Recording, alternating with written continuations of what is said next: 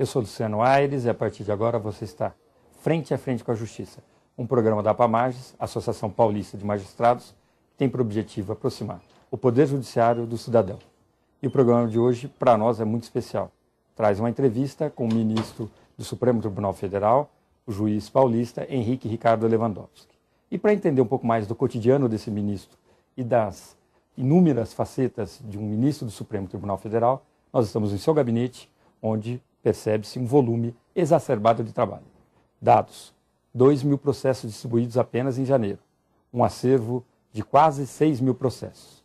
Resta a indagação: é possível um magistrado, submetido a uma carga tão elevada de processos na mais alta instância do Poder Judiciário, decidir com habilidade, com competência e sem pressão? Para isso, nós vamos bater um papo com o ministro Henrique Ricardo Lewandowski. Confira. Ministro Lewandowski, advogado, professor de Direito da nossa Universidade de São Paulo, desembargador e agora completando o primeiro ano como ministro do Supremo Tribunal Federal. Gostaria que o senhor iniciasse esse nosso bate-papo falando um pouquinho dessa trajetória repleta de êxito. Bem, Luciano, é uma vida de muito trabalho, muito esforço, em que eu persegui basicamente duas vocações. Em primeiro lugar, o magistério. Sempre quis ser professor, sobretudo professor universitário. E a outra grande vocação, que se revelou até um pouco mais tarde, a magistratura. E nas duas carreiras, nas duas vocações que eu consegui, de certa maneira, preencher, eu atingi realmente o cume. Depois de longos anos, não foi um salto com vara, um salto olímpico, foram muitos e muitos anos. Na Universidade de São Paulo, eu ingressei em 78 como professor, naquela época chamava-se docente voluntário, quer dizer, um cargo abaixo de professor assistente, em que se dava os seminários, corrigia provas, até chegar cerca de 20 e tantos anos depois, no ano de 2003, ao cargo de professor titular, que eu conquistei por um concurso de provas e títulos, e acabei ocupando a vaga do meu grande mestre, que é o professor Dalmo de Abreu Dalari. Então, foi realmente uma carreira bastante difícil, mas muito gratificante. Na magistratura também, um pouco tardia, como eu disse. Primeiramente, atuei como advogado, muito tempo. Depois ingressei para a vida pública, fui secretário municipal, fui presidente de uma estatal, mas depois fui chamado realmente para a magistratura. Ingressei no Tribunal de Alçada Criminal em 1990, fiquei quase 7 anos nesse grande tribunal, aprendi muito, tive colegas extraordinários, era uma verdadeira escola de direito penal, direito criminal, e as lições que lá aprendi ainda hoje me são muito úteis aqui, porque o Supremo Tribunal Federal, ao contrário do que se pensa, não é uma corte exclusivamente constitucional, mas tem uma grande massa de processos criminais, sejam os habeas corpus que aqui aportam, sejam os recursos em matéria extraordinários, em matéria criminal, e até temos hoje um grande número de processos penais originários. São aquelas pessoas que têm foro privilegiado, foro especial, sobretudo os senadores e os deputados. Depois do TACRIM, eu ingressei no Tribunal de Justiça de São Paulo, outra grande escola. Lá passei por uma Câmara de Direito Privado, depois para uma Câmara de Direito Público, finalmente cheguei no órgão especial.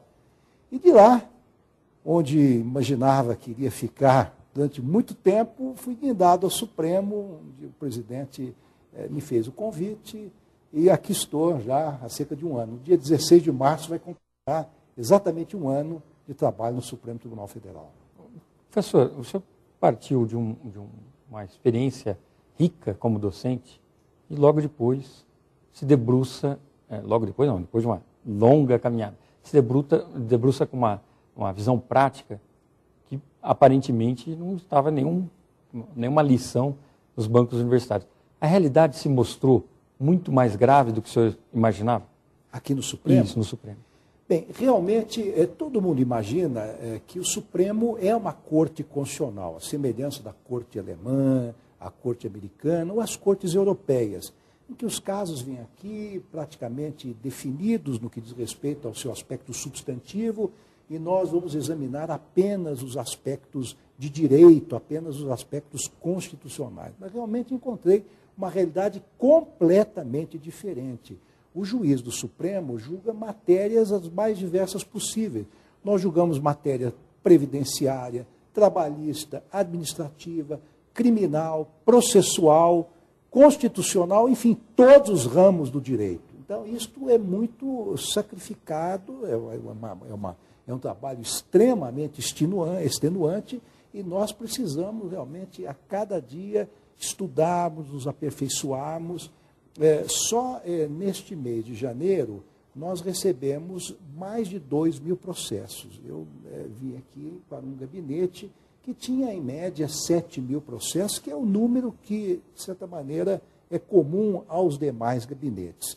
Então, nós temos que enfrentar essa massa, nós temos pressões enormes, porque aqui é o último tribunal da República e, evidentemente, todo mundo quer ver o seu caso julgado. Tudo é urgente, tudo é relevante, tudo causa impacto.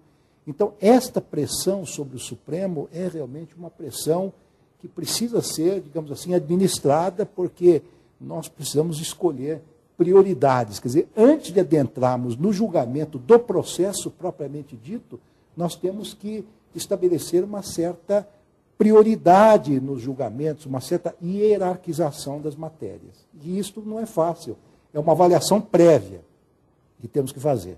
E não só o critério tempo, né? Não é só o critério cronológico, não é dizer, olha, o que está aqui há mais tempo. Às vezes tem coisas que têm, infelizmente, pela carga de trabalho que nós temos aqui, até 10 anos no Supremo tramitando aqui. Mas são questões que nem sempre são relevantes para a sociedade como um todo, para a economia, enfim, para a política, para a administração pública. Mas há outras questões que, embora tenham ingressado no dia anterior, mas são tão relevantes que merecem realmente uma decisão a mais rápida possível. Isso, muitas vezes, o público, de modo geral, não entende. Por que certas matérias tramitam rapidamente, outras matérias ou outros processos demoram tanto para ser julgados?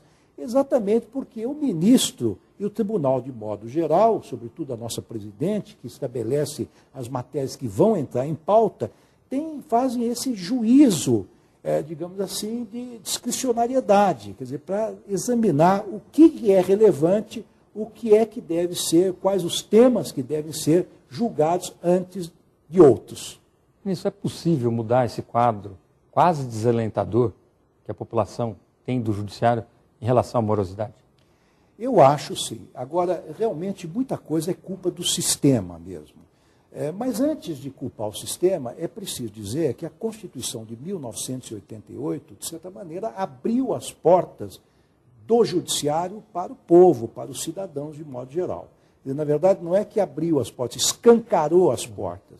Então, havia aquilo que o sociólogo, o estudioso Boaventura Souza Santos chama de litigiosidade contida. Então, há na sociedade uma litigiosidade contida, havia e ainda há, e quando a Constituição de 88 criou uma série de instrumentos para que a sociedade pudesse cobrar do judiciário a solução de seus problemas, parte dessa litigiosidade contida realmente obteve uma certa vazão. Esse é um aspecto. Mas é bem verdade que há muitas questões